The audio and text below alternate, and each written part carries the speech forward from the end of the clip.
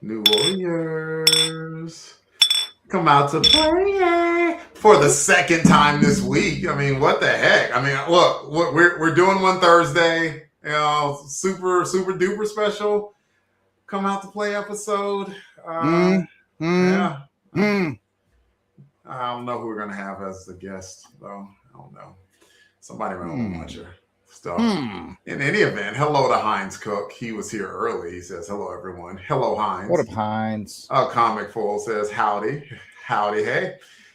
Eric Porter says, great interview of Evan Skolnick on Sunday. Thank you. I was pretty proud of how it turned out myself, to be honest with you. And Evan was awesome. It was very cool getting to talk with Evan about all things New Warriors. Just really appreciated his opinions, and he definitely shed some light on some things that I didn't even know about. That was cool too. Matt Paso says, "Hias, hello there, hello." What up, man? So yeah, we got some folks already. Please do us a favor and like this podcast. Please do us a favor and subscribe to the Long Box Crusade feed if you are so inclined. We like likes. We like subscriptions. It helps get stuff like this out to the general public so more people can learn about the New Warriors. I am Delvin, sometimes the Night Thrash on this show.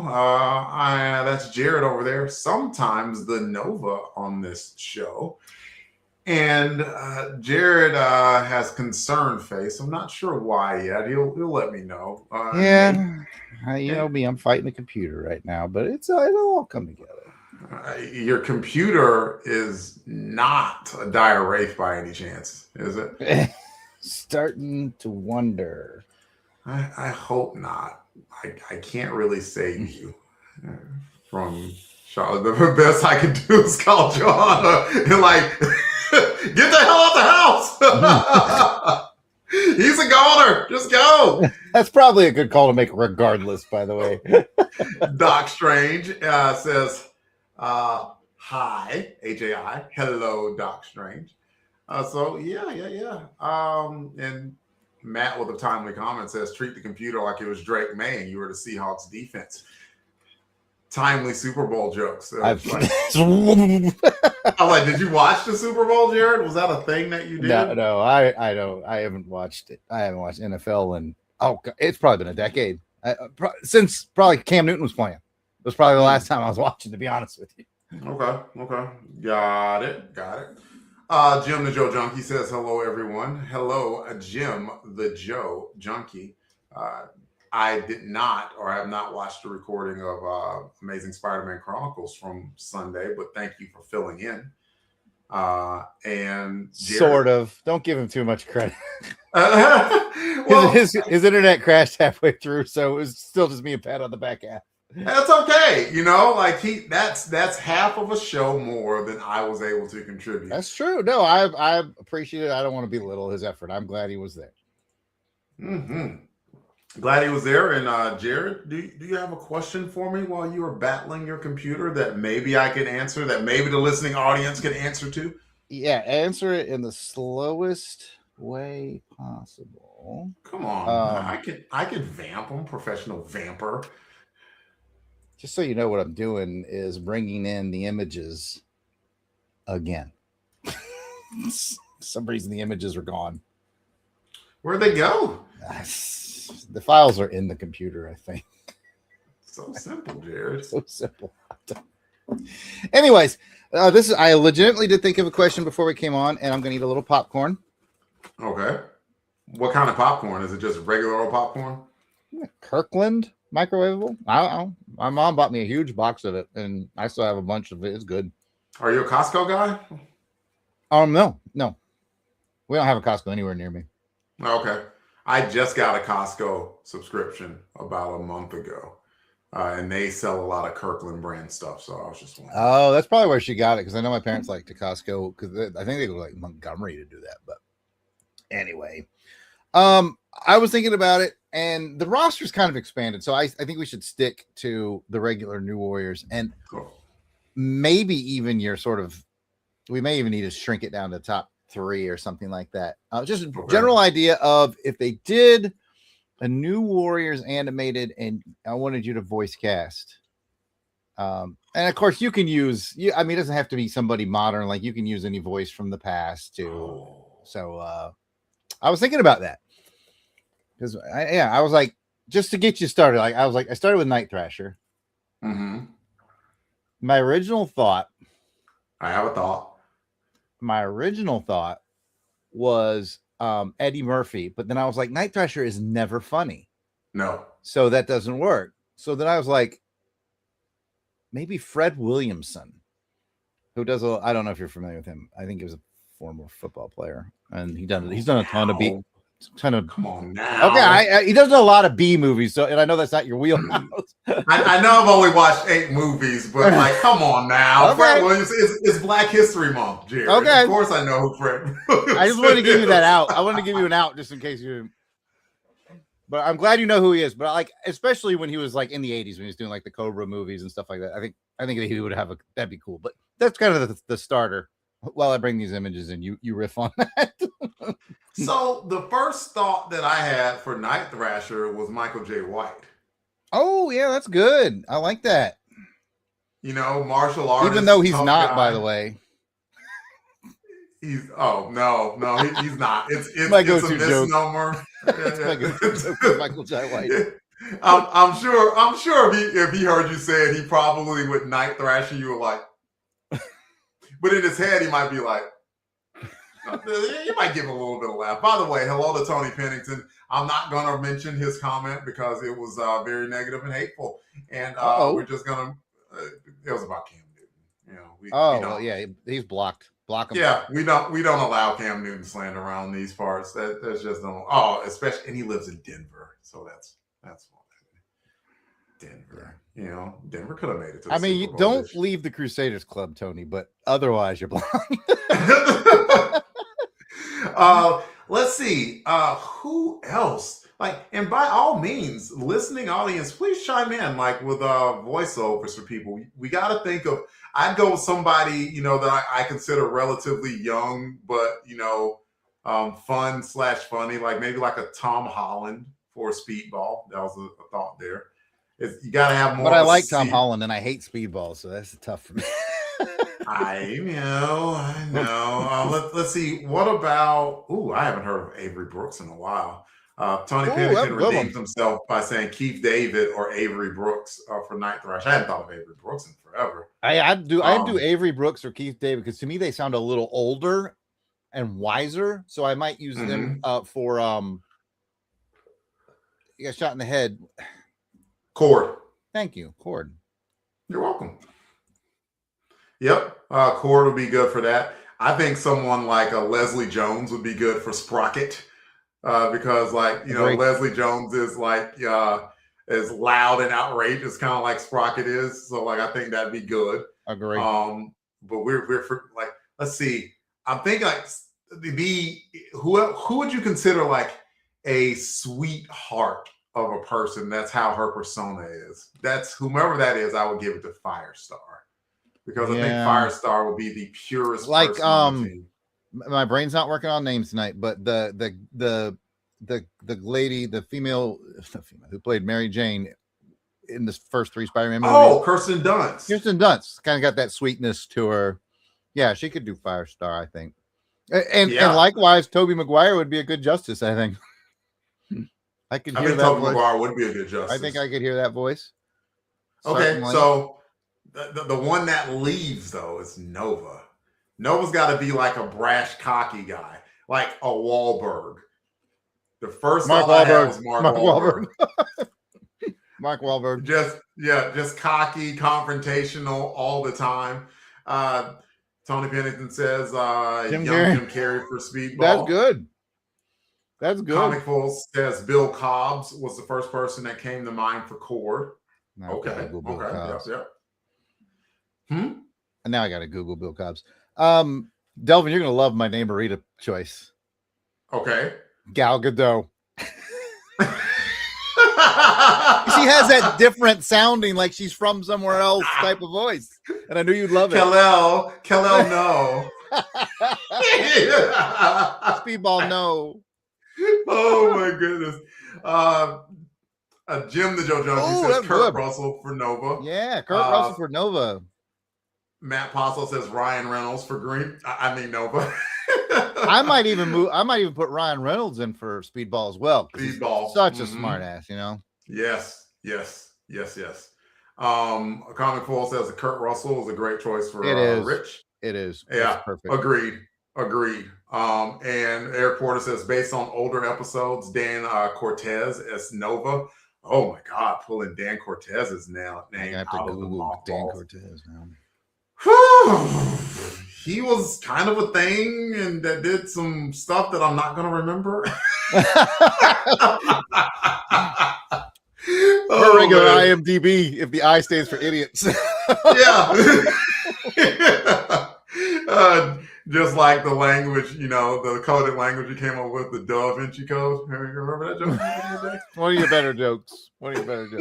Yeah. A = 1. Okay, let's see. While more names pop in on that excellent question, Jared, come out to play as a chronicling of the 1990 series, The New Warriors. The first volume of New Warriors ran 75 issues. We will cover all of this first volume as I rediscover my love for this series, help others find theirs, and share love and joy with the listening audience. Grab your skateboards and bucket helmets. It's time to play, y'all. Before we get into New Warriors 60, I said that I would talk about Nova 18, which was the lead-in book to Warrior 60. Gotta give credits where credit is due. The story was by Evan Skolnick. Penciler was Phil Gossier. Inkers, they list them as Mocklin, Eklund, Almond, and Adams, which sounds like a law firm. Right. Letters, Ken Lopez. Colors, Tom Smith. I don't know whether or not he helped teach us an ROTC or not. Editors was Tom Brevoort. Chief edits was Bob Budiansky, and they gave special thanks to Glenn Greenberg. The main point of this book, well, I mean, there are a couple of things, but the book ended, Jared. Nova 18 ended with Nova jumping off of the building, and he was writing what was akin to a suicide note to Laura Loomer, his girlfriend at the time. The reason why he was writing said suicide note, he lost his powers. Why did he lose his powers? It looks like there was some political thing that was going on back in Xandar. And like Queen Adora, who originally gave him back his powers, was kind of like, yeah, we got to take him back. So Laura Dunham, I bet I said Laura Loomer, which is hilarious. Laura Dunham. So Nova got his power stripped from him, and they were given to Garthaan Saal. You remember him? He was the dude that was Supernova back about 20 issues ago. And as they were taking Nova back to planet Earth, right around Mars or so, basically they didn't reveal who it was, but one of the pilots turned out to be a shapeshifter. And they crash landed the craft on Earth. Garthaan, as the new Nova, a new protector of Earth, had basically a kill shot on this alien, and Rich Rider accidentally disrupted that kill shot. And Garthaan was like, "You are a fool. You do not realize what you just unleashed on this planet." And Nova's like, "What do you mean?" And Garthaan was like, "What do you mean?" And so, like, there we go. To make that same joke. And so there you go. That leads into New Warriors 60. So that's it. Let's see. Issue we'll be covering today is New Warriors issue 60. Cover credits go to Patrick Zerker and Jimmy Palmiotti. Jared's going to bring up the cover, and we are going to talk about it.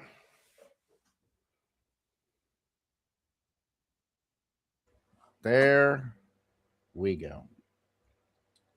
I almost have everything the way I want it. There we go. All right. There is the cover Mm-hmm. It's busy. It's a busy cover.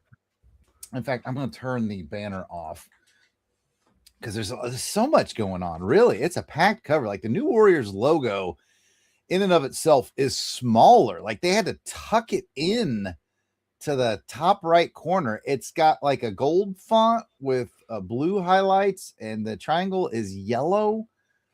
Even the corner box is like not really a box. It's like it's Starfire flying around.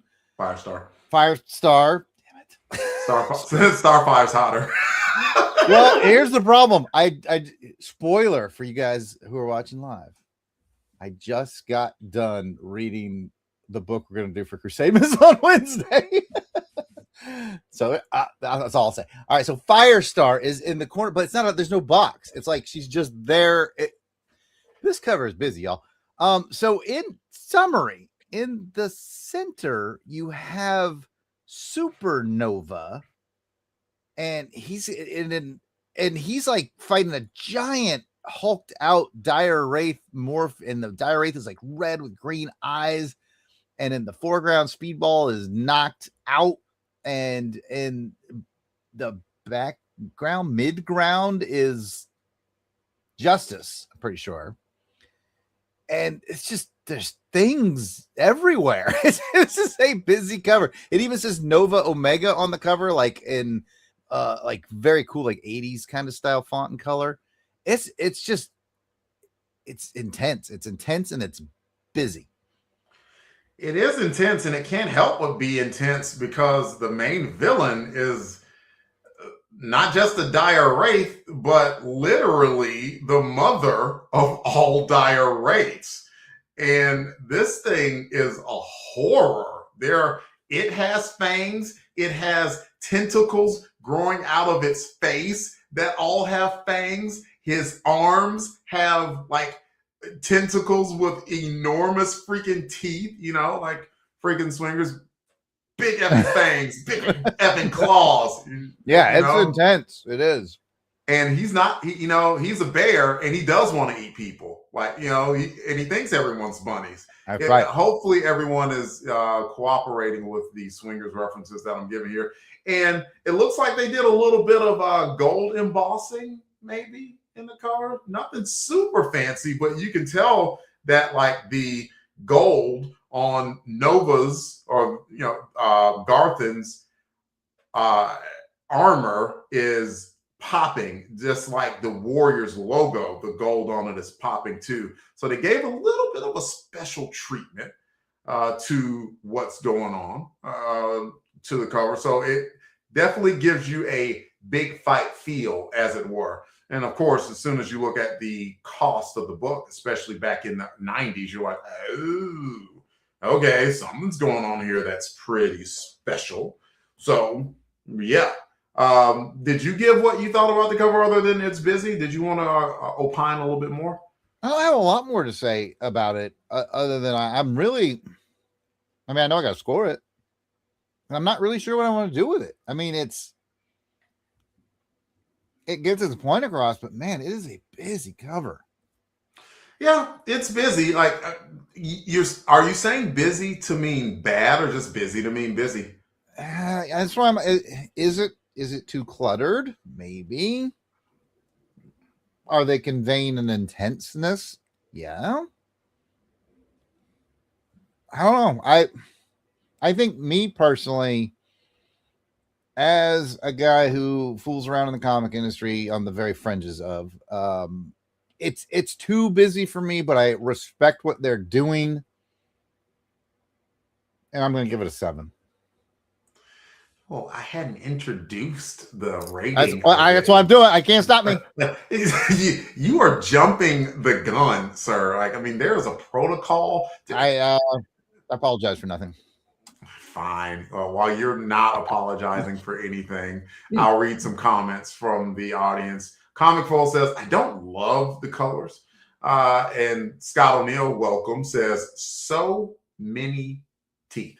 So there's that. Yes, lots of teeth, big effing fangs, big effing claws. Tony says, oh, he just has some more voice recommendations. Let's see. Encino Man, Pauly Shore, Speedball, That's Sean good. Austin as Justice. And do you mean Sean Astin? Yeah, Sean Astin. That's what he meant. Yeah. Yeah. And Brendan Fraser as Nova. So that was good. That is good. And they're all from Encino Man. That's well done. Yeah. And let's see. Scott adds Volks kind of reminds me of an end stage gluttony from Full Metal Alchemist. I have never played Full Metal Alchemist, so hopefully people agree with you. Tony Pennington says the cover is way too busy. Tripping my brain more than that banned episode of Pokemon. That's another reference that I don't get. I didn't even know there was a banned episode of Pokemon. So there's that. Hold on, more comments. Comic Full says it's living right on the edge of clutter. I agree. And let's see, we got 3 ratings too. So for everyone who's not Jared and who hasn't rated 7. we rate things here on a scale of 1 to 10 nightsticks. 1 being the lowest, 10 being the highest to describe what we think about the episode or the issue. I don't know where I am. Like I really like the Nova. Like that is not Richard Rider's costume, but like like having him in shadows like that, and just kind of in that power pose looks really, really cool to me. And it looks like he's facing off against the horror. And so there's a real threat going on there too. So I like that, real threat, good character. So I'm at an 8. I'll give it an 8. I think it's a very, very good cover. We have a few ratings. Go ahead, Jared. I was just going to say, I think I would go higher if we actually got rid of Justice and Speedball. I see what you're saying. I think that would lean it up just enough for me to go to the other side of clutter. But anyway, what's the comment? No, you're cool, but here's why I wouldn't have done that. Given if I had the artistic chops to do that, it's like the book is the Warriors right there, and so even though that is a Nova, that's not our Nova. And see, that's what I like about it. Like if you saw it on the spin rack, you'd be like, "What the?" I mean, of course you read Nova, then you'd know what the. Yeah. But if you just saw on spin rack as a New Warriors game, you'd be like, "What? Yeah. For sure. We got some disagreements on this one. We're a little bit over the spectrum. Eric Porter says the cover is an easy 10. Easy 10. Loved it. Matt says I can't give this one over a 7. Too much going on. And Tony Pennington gave it a 6. Just simply put 6. And a comic full says solid 7. If Zerker dialed it back just a little bit, it could have been a 9. So there's that. Even though a comic full did agree with me and says Garthaan looks great, all the figure work is great. So I haven't heard no one said anything really bad about it. Just it seems like everyone. No. The main thought was just possibly just a little bit too busy. So yeah, I think it comes down to personal taste. Whether if you like busyness, somebody gave it a 10 right off the bat. I get it. I'm not even mad at it. Like, yeah, this definitely comes off to me as a personal taste type of cover. Oftentimes we talk about on our G.I. Joe podcast, they feature different characters in the cover. If you're a big stalker guy, then you're going to love this cover. But you may not be. In this case, if you're a lot going on in your art kind of guy, you're going to love it. Mm-hmm. And let's see, Jared, you want to read the cover credits for the issue? I got you. The cover credits, or the credits in general. This is New Warriors 60, which means Delvin and I have been doing this for 5 years. And that is in no way depressing. Its on sale date is April 25th, 1995. Its cover date was June of 1995. Its cover price is $250. There's probably a reason for that. The story is by Evan Skolnick, who's a pretty good dude. The penciler is Patrick Zerker. The inks are by Andrew Papoy. Zerker. I'm sorry. The colors are Joe Rosas. The letters are John Costanza. The editor is Tom Brevoort. And apropos of nothing, I have to say I listened to the latest G.I. Joe Outpost by Jim, and he had our friend Gary V on. And Gary V said the colors went to Glennis Wine. And I was like, Gary, what are we doing here? So obviously Gary V is banned from the network. I mean, not the Patreon, but right. Yes. Keep giving us money. Can't come back on any show. But you can't come on shows. No, but anyway, some of our listeners are like, what the hell are you talking about? That's all right. Thanks to Mike's Amazing World for that information, and I believe it is synopsis time. It is. I mean, Glennis Weins, our Color Me Back colorist. What more do you possibly want? Okay, fine. I'll give a little bit more. We, back when Amazing Spider-Man Chronicles was Crusader Chronicles, covered a lot of Amazing Spider-Man issues that had Glennis Wein as the colorist. And so we developed a love and affectation for Mrs. Wein. She's great. The title of this book is The Only Constant. Garthaan Saal. Hater. Am I right? Yes. But Volks, Queen of the Dire Race, even bigger hater. New Warriors got problems, y'all. Problems which we're going to talk about now when Jared brings up some images and we have a discussion to get to. What you got, Jared? We do. We've got a plus size issue, so I have plus page content, even though I guess the internet's going to help us out because some of the pages I picked did not come through, but we'll be okay. There's plenty of them here to get us going. So let's start going through the story and talking about it. The first page I picked, which by the way was a tough one because I knew I had to limit the amount and I knew there was a lot of pages. This is actually page 2.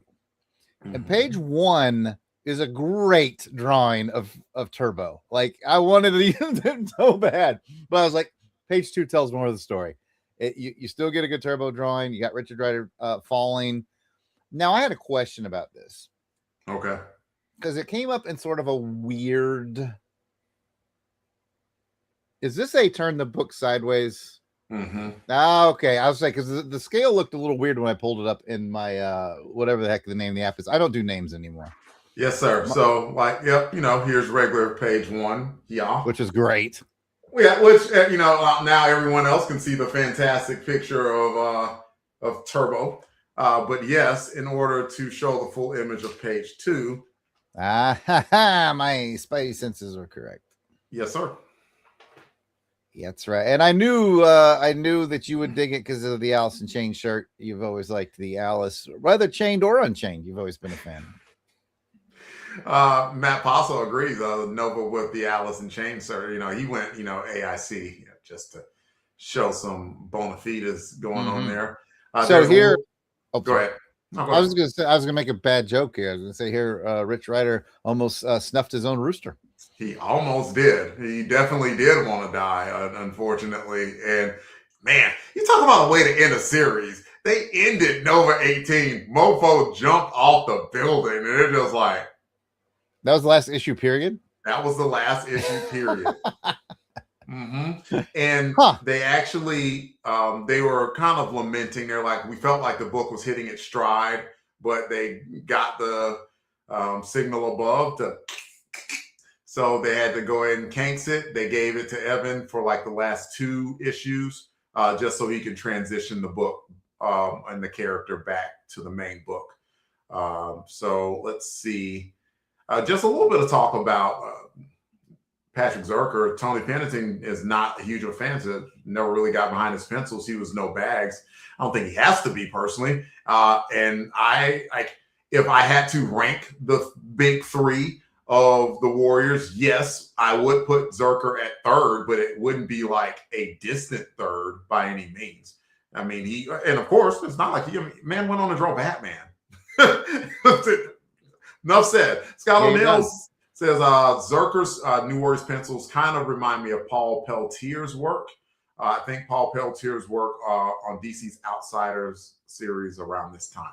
And I always think about Paul Peltier as just a solid artist. I know I've got some of his books, not a ton, but at least but some of his artwork. And I would be remiss if I didn't plug the Batman the Outsiders podcast that our friend Tim Price does. Okay. So, story. Yeah. We see Nova was about to apparently commit, and that Alice in Chains shirt had Turbo not come and saved the day. Indeed. And that's a heck of a way to start the book. And going to the next page, this is where we sort of get there's a couple pages of the backstory. It sort of fills us in on what we missed if we didn't read Nova. And you've basically, they're having this discussion over pie, as one does. As one does. At the diner, and then the New Warriors arrive. I don't know if that's my next page or not. I can't rightly remember. But anyway, the point is this was a backstory page to get us caught up on basically what Delvin already caught us up on.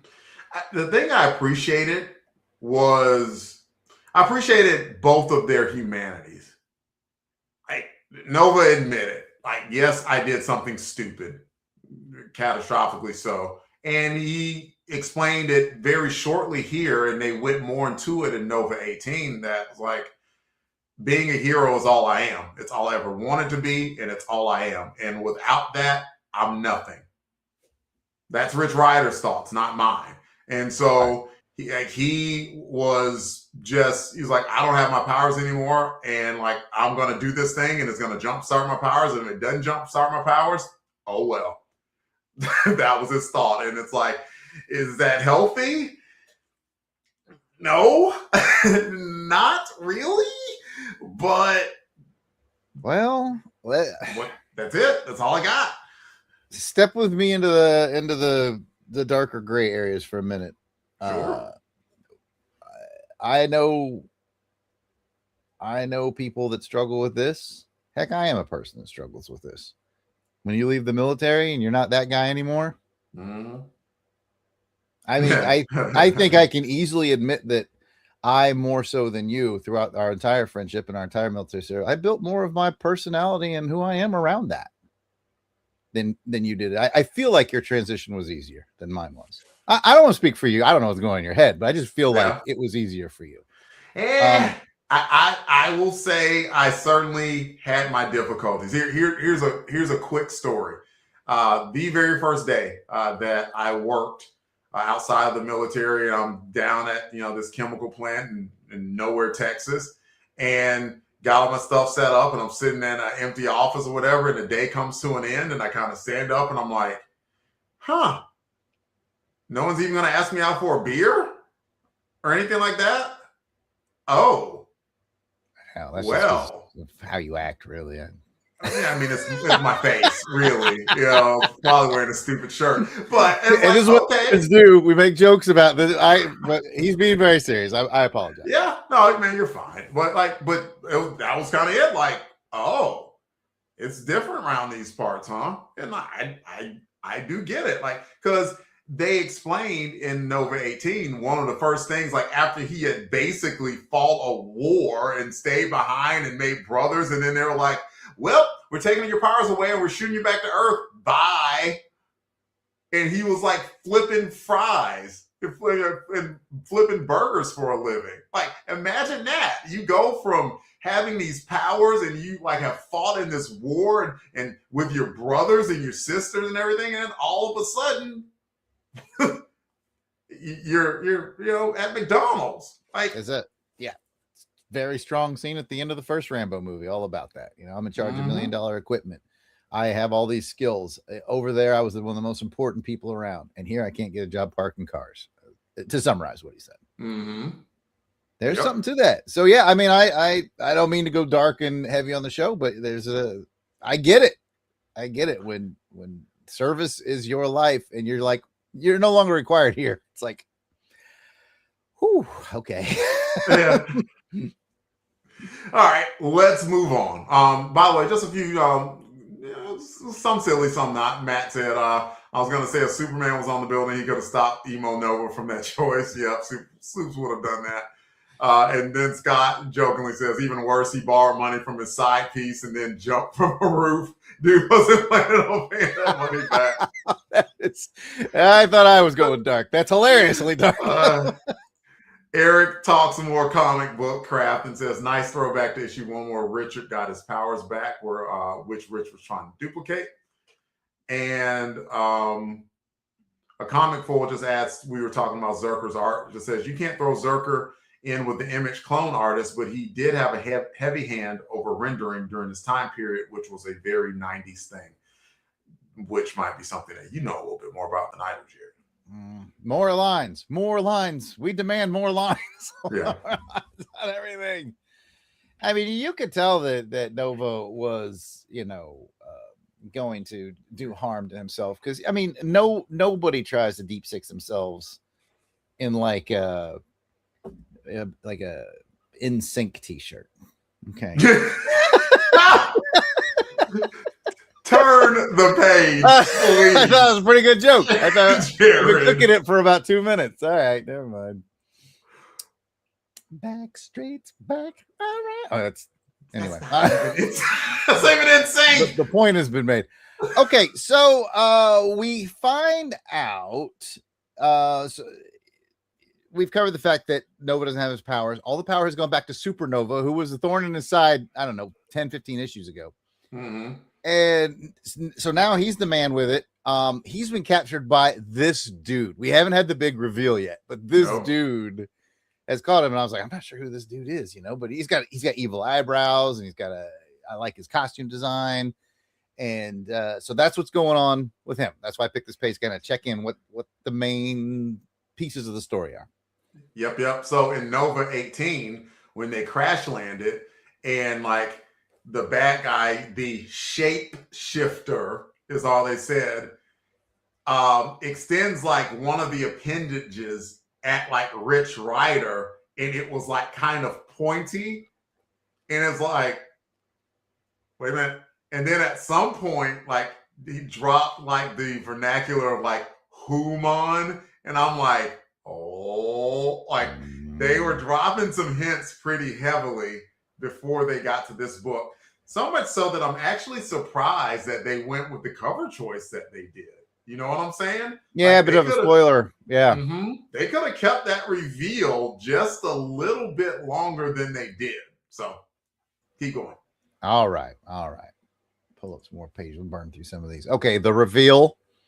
The interesting has a negative connotation. The excellent, different choice of Zerker to really amp up the Dire Wraith thing. Like the Dire Wraiths, he did something here that I hadn't seen done before. I'm familiar with Dire Wraiths because I read a lot of ROM. And the Dire Wraiths don't come off as particularly frightening. They're different and they're weird, but they're kind of lumpy and not threatening. Yeah. So we have this new choice here, bringing the Wraiths back in. We had our conversation with Evan Skolnick. If you guys missed that, go back and onto our YouTube page, click the live tab, and you'll find our interview with him. There's clearly ROM DNA throughout this book. There was a love for Turbo, who was riffed off of Torpedo, who was heavily featured in ROM. Mm-hmm. And now you have the Wraiths, and it's like they said, there's a good idea that got left behind. Let's take it and then turn the volume up to 11. And it's visually displayed here in the art choice. Yeah. This ain't a good guy. No. This is more like John Carpenter's The Thing. I don't know if that's one of your 8 or not, Delvin. If it's not, bump it up. It's fantastic. I know you're not a big horror guy, but it's almost more than that. Anyway, this is the kind of thing you would see in The Thing. Yeah, the transformation from the human to that was like, oh my God. Like just like that's a terrifying looking creature. The fangs, the appendages with fangs, the eyes that are glowing red.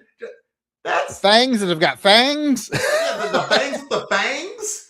Like, I mean, like the fangs be fanging, Jared, and just it is goodness. That's so excellent drawing for certain, and I'm sure that Evan and Patch had discussions maybe about how it's going to look, but you know how the Mighty Marvel way works, right? I'm sure Evan had an idea about it, but he kind of has to put it in the hands of Patch. It's like, hey, bring this to life, bro. And I say he did a phenomenal job in doing that. Absolutely. Yeah.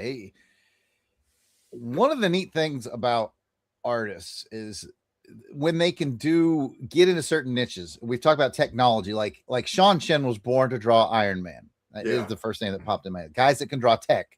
Then you have guys that can draw monsters and creative monsters. And that's a neat talent.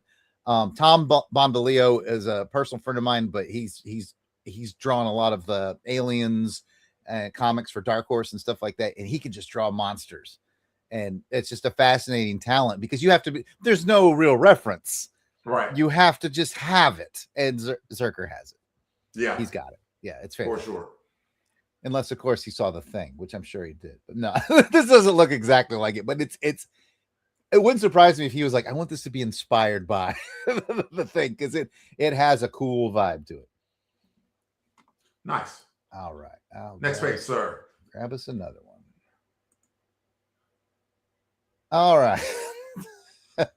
I laugh because I don't know if this was a costume choice or I was like, was this a damaged costume? This is the most laughably silly look I've ever seen Justice have, by the way.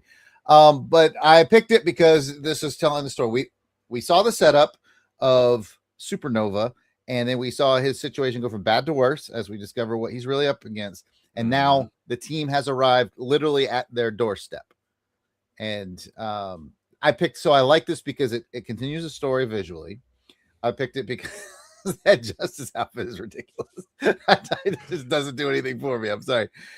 You get a lot of story in here. You get a lot of Richard's angst at wanting to be involved. Yeah. Because he can't help but be involved. And I'm like, that's understandable. And he has a good point. Well, you let Night Thrasher be involved. It's like, well, it's the same reason Justice League lets Batman be involved. He has no powers, but the man's been, he's rich and he's been training and calculating his whole life. Richard hasn't had to. Yeah. It's like if Superman lost his powers, he'd still be a great guy. But I wouldn't bring him in. Yeah. Yeah. You got Rich Rider, who was a gym bro for sure. But like one of the things, and it was kind of a throwaway comment in one of the first issues of the Warriors, where they were training, and Cord said something to Night Thrasher about like, doing iron crosses for 20 minutes doesn't impress me anymore. It impresses me. It impresses me, yeah, certainly. I can't do an iron cross for 1 second, much less 20 minutes. My God, the shoulders. So anyway, yeah. And then about Justice's costume, just if you remember, he had the big confrontation with Sabra last issue, and they had no time to recover and basically had to jump on a plane and get to San Francisco. I thought it was a damaged costume, but it's a damaged costume. I was like, boy, put some pants on. And just for the comment section, for whatever reason, I'm not getting updated comments. So I'm not getting updated comments either. I think something is hinky with StreamYard, just so everybody knows, because usually when we start these, I go to our X page and I share. So it'll broaden our audience and we get more viewers. And it says we're live. And if you click live, you can watch it, but I can't share it. So I think something's just a little squirrely behind StreamYard tonight. So F it, we ball. Let's keep going. Yeah, sorry if you're dropping comments and we're not getting them. Something that seems to be a little off. Either that, everybody was like, "We're done. Thanks, everyone. Good night." There's another reason I picked this page, by the way. This is where Power Packs was like, "Hey, could you guys not call me Power Packs? It gives me the sads." And I was like, "What? Why now?" And I think on the next page somebody said, "What? Why are you doing this now?" Like, Speedball was like, "We can call you Fred." It's like, why Fred? It's like this Fred's a good name. We can do this later. Like, when is this? You know, it was kind of funny. But all right, let me get this next page up. But while you're bringing up the next page, just the character moment so far. Like Evan took time at that point, you know, just a little bit of vignette about Alex Power feeling a little bit guilty. Well, first he kind of said, "How am I going to explain about being here, like being on this overnight visit?" And so there's that in it. And I was like, I feel kind of bad about taking my powers from my siblings like that. Comments are back. By the way. Comments are back. So, yeah, comments are back. Read a couple. Let's say. Scalinell saying this kind of reads like a conversation between Skolnick, Nova, and the editors Vance now. So there's that. Before that, he says, after the Evan interview, I'm seeing this combo differently. Evan said he was very against the idea of depowering Rich and wanted Rich to be an elite. Yep, that is true. That is a thing that he said. Oh, look, all the comments have come back now. I am not. Yeah, they just flooded. They just flooded it. Just know that we love you guys. We've already said that enough. So we'll just continue going forward.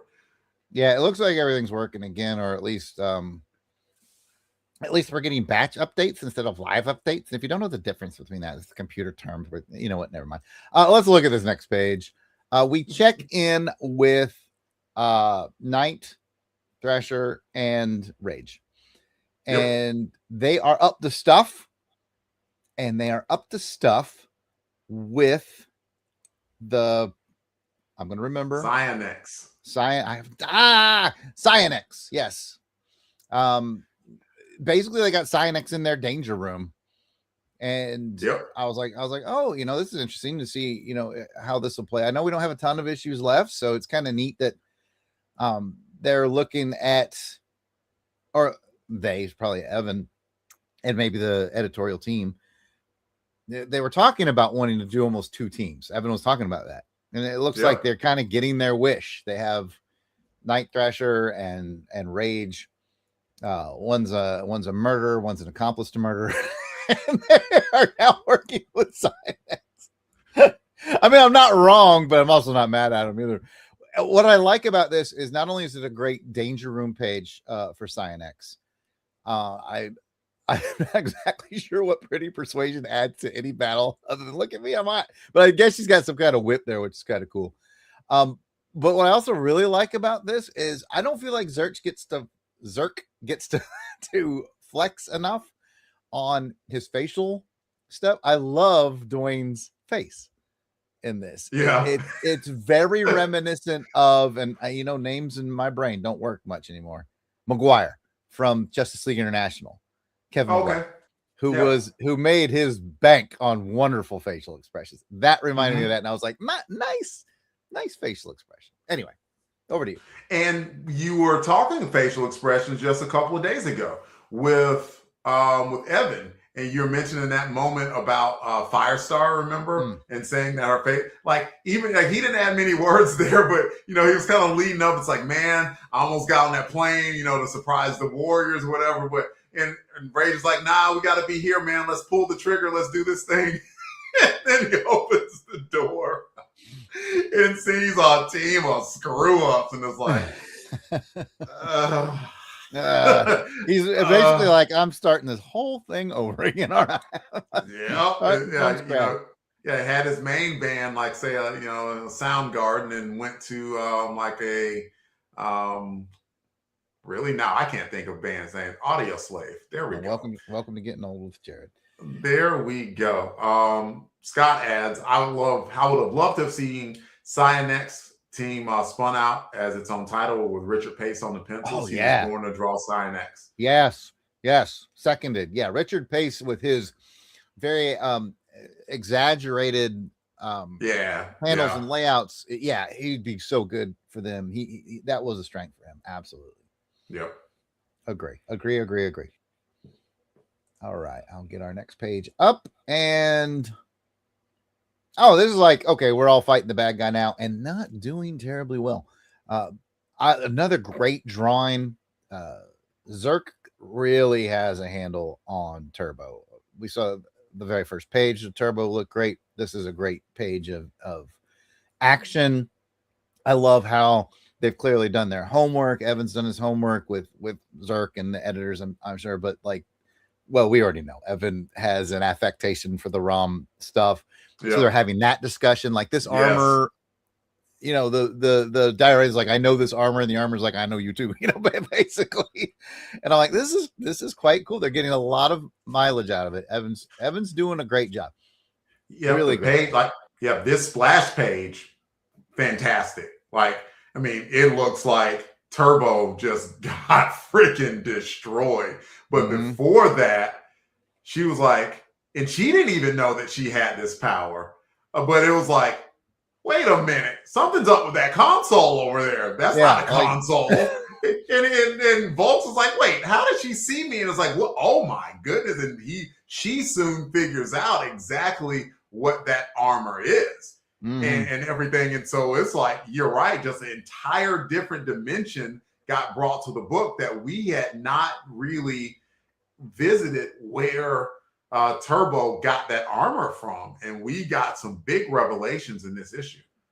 Yeah, it's almost funny. They didn't play it as funny, but it's almost funny because it's like the mother Dire-Wraith is taking out all this anger and frustration on Torpedo. And Torpedo's not here. It's Turbo. Turbo's like, what I do? what would I do? Oh, you look like the guy who used to whoop our butts and help eradicate our species. That guy was a football coach, by the way, in his real life. Just throwing that. I remember. Oh, okay. Yeah, I forgot you did read some ROM. Yeah, he was like a buff dude, blonde haired. Popcorn kernel went down the wrong pipe, but I think I'm going to live. I'll die on mute if I do die. Thank you.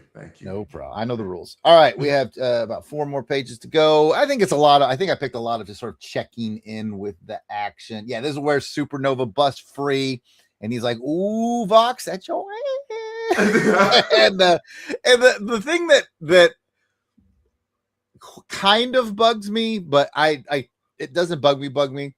It's just like the amount of petty from Richard. Like he can't even be excited that this huge monstrous thing is being defeated. He was like, I hope it kills you. I hope it kills you. Like I was like, God dang, Richard. Dude, they were. I mean, they simply don't like each other. And one of the things, like when they were about to transport in Nova 18, they're about to transport Rich back to Earth, and so Garthaan is like escorting him to his room, at which time Nova or Rich still had on his Nova costume, and Garthan's like, yeah, I'm gonna expect you to have that off, you know, by the time, and Rich threw something like really, you know, pointed at him, and he's like, oh yeah, one of the things, you know, I'm learning your English language, and I'm learning how like a lot of words have like, you know, similar meanings. It's like renegade, deserter, coward. It was just like, ooh, like, God. And so obviously like Rich swung on him and he caught it easily, just threw him in the room.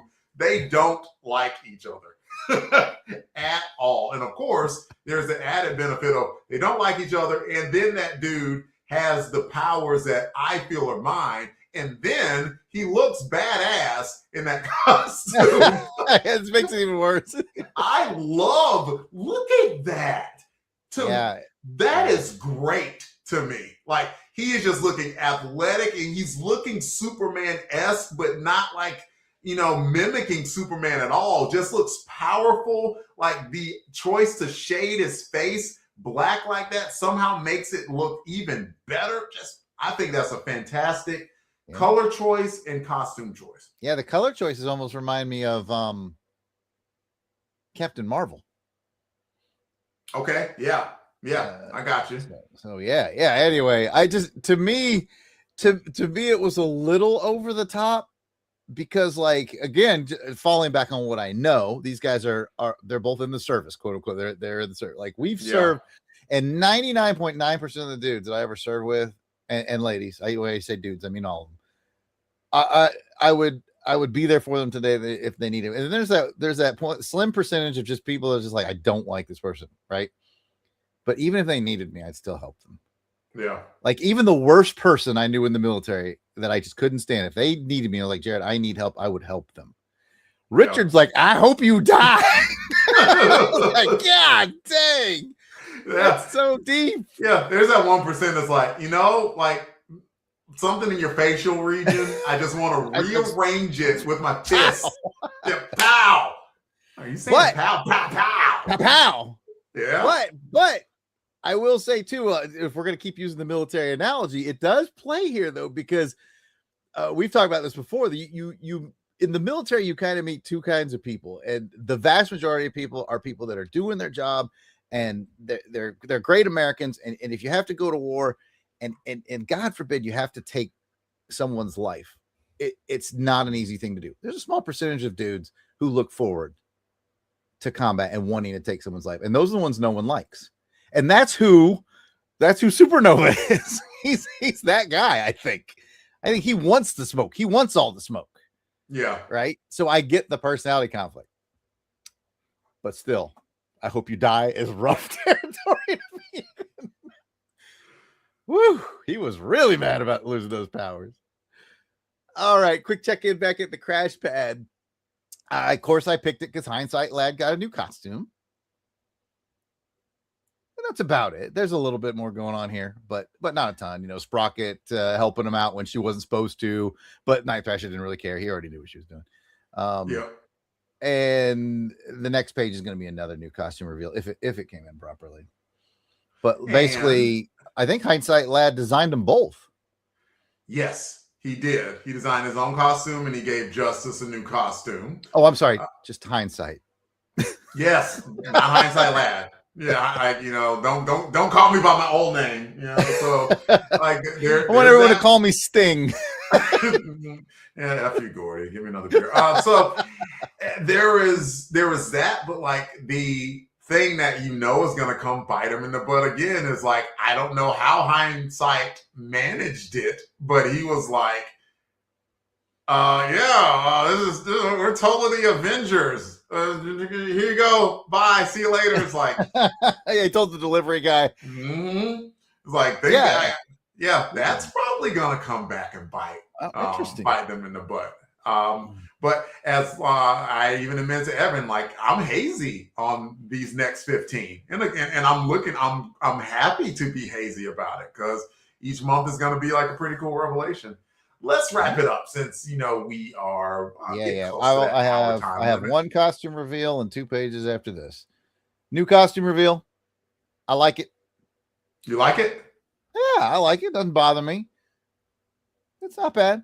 It's not like the red element that. Yeah, it's not my favorite look for him, but I don't know what is. So it's not. I didn't look at this and be like, oh my god. I mean, anything was a step up from that weird thing he was wearing earlier. It was a damaged suit, though, I think. But, funny comment by Scott. Firestar Rich, stop mooning over that Nova suit. That's well, she was mooning over this suit. She Firestar liked her some of this look for him. So that's she also liked when he took authority and was like, break down that door, and she's like, ooh. You break down some doors for me, baby. All right. And then you basically got the ending pose of the team. They're clearly saying this is the direction we're going in. Yeah, borderline cheesy, but it's comic book, so give me the cheese, right? Okay. Yep. Just a clear artistic choice to end it there, to say this is the team now. But now we come to my last page, which is my favorite page, which I've given Evan full-blown credit for, and now I have to give him even more credit for. We get a couple of really cool things on this page. It was actually, I think, a couple of pages. I just picked this one to summarize it. Yeah. We get Time Slip, and they finally mention her name in this issue. And finally, we've seen her once before. But this is hats off to Evan. I know he listens to the show, and I know he told me I could still, be critical, but this is as genuine as it gets. I love what he's doing with this character. He's, as far as I know, this is his original character. This is something he's come up with. He's introducing her in an interesting way, in a super interesting way. And then, as we learned from our interview with him, the risks that he's taking because she's hopping all over time. We know she's going to be involved. We're not sure how, but there's all these key moments. And as we learn, he was kind of Larry Hama a bit of just making these moments and then not sure how he's going to hold himself accountable to them later, but like, I will. And I respect the heck out of that. Like, he took an absolute risk, and it's paying off as a reader, a first-time reader. It is paying off. You know, for those of you guys who've read all this already and you know what's going to happen with time, so I don't know. And the way he is dripping this out is some of the most impressive new character drip out I've ever seen. I want to give him credit for that. I want to give him credit for inventing a new and interesting character with an interesting background. There's obviously so much to learn here. I mean, I don't know if they've directly said this, but she seems Hindu or Indian, or of that era. Of that area. I don't mean to guess wrong, but you know what I'm saying. Yeah. Which you don't. I'm ignorant too. You don't see a lot of in comics, you know. So he's introducing a level of diversity with a new character and a new story element that is exciting and appealing. I can get on a soapbox about how other characters have been sort of ham-fisted and hand-handed and forced in. This is not the show for that. I'm not going to do that. But what I am going to do is compliment what he's doing and how, and it stands out. For sure. And yeah, like now looking in hindsight, no pun intended, like these moments are like chronal anchors in like comic book form. It's like, you're going to see those panels again, but it's like, how and in what form? Like, I don't know. And Evan didn't quite know. It's like, okay, yeah, I got a plot here, but it's like, okay, then I have to put those panels back in order to have that authenticity of my character. Scott adds that the costume is epic and desperately needs a Legends figure. By the way, a comic full mention about Justice's new costume, that it's an improvement over the last one. And Scott then adds concerning Time Slip, I love the Time Slip signature panel frames too. Yes, like that's just the next thing I was going to say. Yeah. So yeah, and if anything, it's telling you, it's like, there's a mystery. Yes.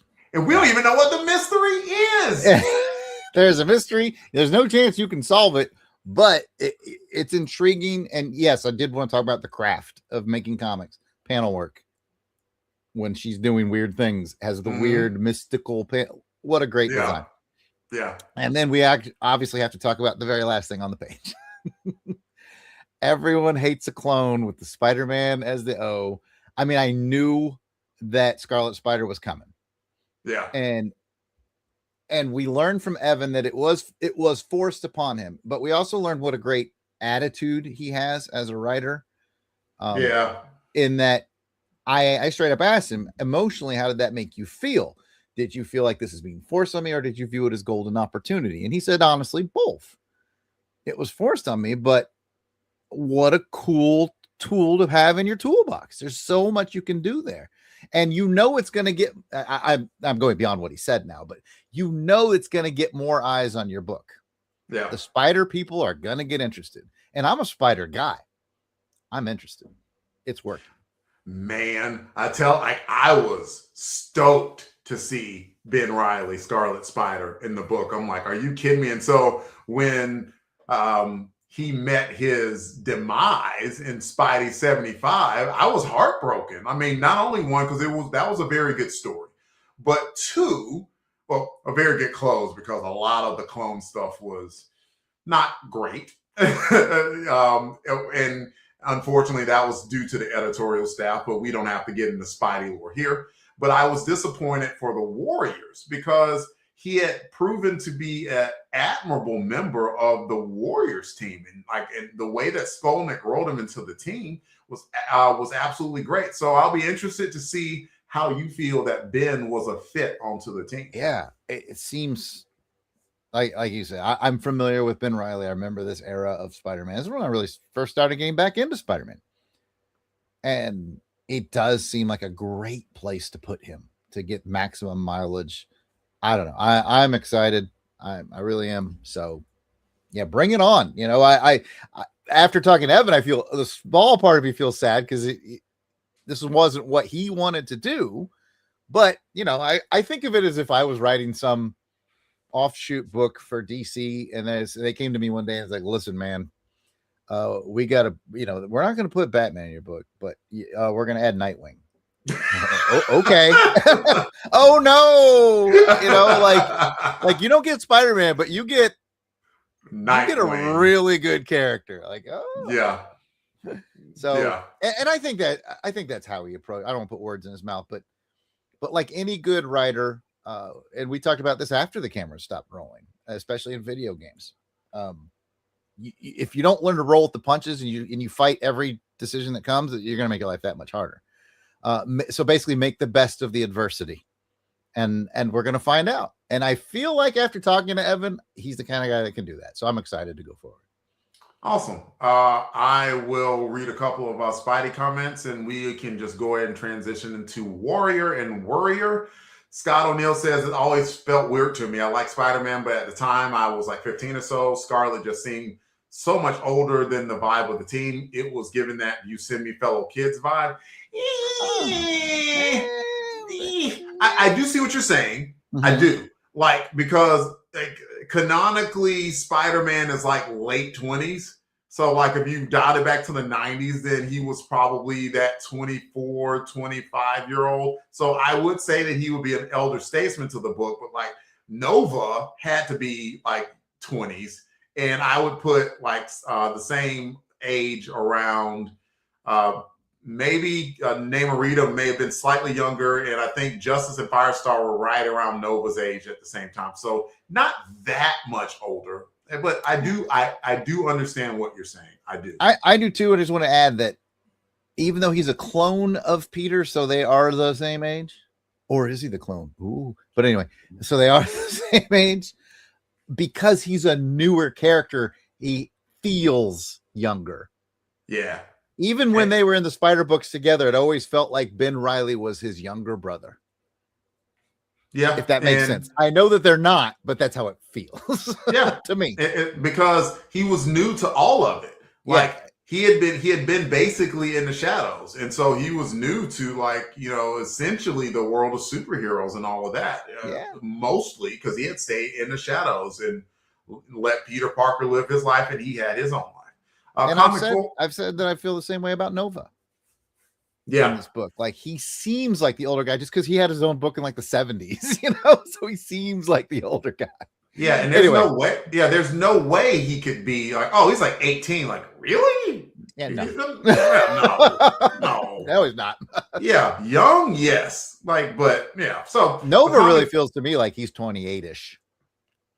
Yeah, and I would probably guess that they had him young 20s, but of course they never really mentioned the age. Oh well. Scott said they did. Nova was the oldest, and they revealed that he was like 21 around this time. So the oldest at 21. Comic Fool says, maybe I would have enjoyed Scarlet Spider showing up if I had been reading Amazing still then. At the time, the character just felt like a distraction, pulling time away from the real-time members. We'll see how it comes up. Because you know how that goes. Sometimes they introduce a character that is new to the book, and the purpose of that character being introduced is to highlight the already existing characters. And again, I do not remember what Ben Reilly does in this book and how. I'm excited to find out. Let's see. And see, a comic foil says Namorita is the oldest. Actually, she ages slower than humans and has a few years over Rich. So, and Scott goes back and says, "Yep, you're right." So looks like Namorita Chimera was the oldest. That makes sense. She's probably been around. If I had to guess, I don't know what her first appearance was, but probably in the Namor books of the 60s and 70s. So Yep. All right, let's do Worrier. Jared, you got somebody, and by all means, comment section, please let me know who you feel is the ultimate warrior and who you are most worried about. Go for it, Jared. Who are you? Let's just get them both. Let's get them done. Yeah, I got you. Clearly, I'm going to start with Worrier. It's got to be Rich. We're all worried about Rich. He's. I hope you die. God dang, man. First he tries off himself. Now he's wishing Supernova would be dead. Like Rich needs some help, man. As far as Warrior goes, boy, a lot of I guess because of the whole Dire Wraith Rom thing and how well he's been drawing her, I'm gonna go with Turbo. I don't know. That's just it. I'm gonna go with Turbo. I agree with you on both of those. I think just the reveal alone, and that even surprised her. Like they played her, Evan played her newness very well. Like even she admitted, like because when Nova and Night Thrasher had the falling out, and she was standing there, and she was like, "Oh, that's what you were talking about." As far as like the throwing off the building, she didn't even know. She didn't even know that's how Nova got her powers. And so she was like, "Oh, I hate Night Thrasher even more now." And she didn't even know that at the time. So she was new to that part of it. And she didn't even know that her glasses were, what's the Roddy Piper movie with the glasses and aliens? They live. Yes. Dude, I got it. I'm very happy. She didn't even realize that those glasses did that thing. So she found out something about her powers as well. So yeah, she did an excellent job in the book. And yeah, absolutely worried about Nova and how, like right now, it doesn't look like there is, I don't know how he gets his powers back. I don't know if he gets his powers back. And so what is he going to do? How is he going to define himself now as a hero? And, just like we mentioned, sometimes a new character is brought in the book to enhance the other characters. Sometimes in order for you to really get to the crux of who a character is, you have to strip everything from them. So Nova says he's nothing without his powers. Is that true? It looks like we're going to find out. So let's see. A comic foil says Namorita's first appearance was Submariner 50 from 1972. Hey, good guess, Jared.